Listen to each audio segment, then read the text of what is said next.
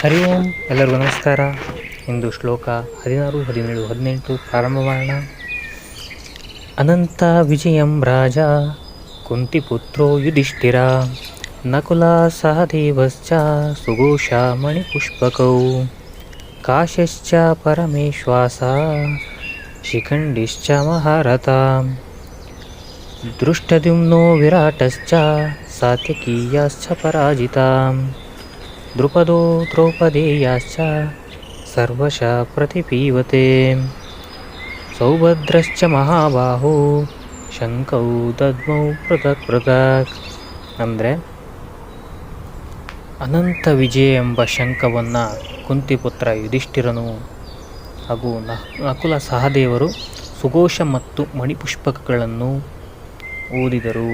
ಅಂದರೆ ಇಲ್ಲಿ ರಣಕಹಳೆ ನಡೀತಾ ಇದೆಯಲ್ಲ, ಇಲ್ಲಿ ತಮ್ಮ ತಮ್ಮ ಶಂಖಗಳ ಹೆಸರುಗಳು.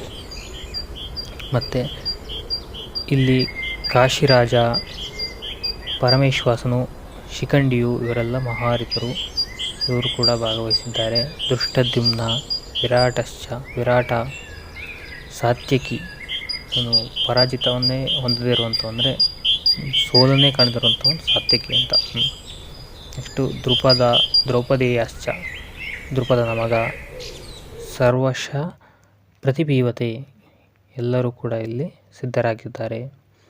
ಸೌಭದ್ರಶ್ಚ ಮಹಾಬಾಹು, ಅಂದರೆ ಅಭಿಮನ್ಯು, ಸೌಭದ್ರಿಯ ಮಗನಾದ ಮಹಾಬಾಹು ಆಗತಕ್ಕಂಥ ಅಭಿಮನ್ಯು ಕೂಡ ಇಲ್ಲಿ ಪಾಲ್ಗೊಂಡು ತನ್ನ ಶಂಖವನ್ನು ಊದುತ್ತಿದ್ದಾರೆ ಅಂತ ಹೇಳ್ತಾರೆ.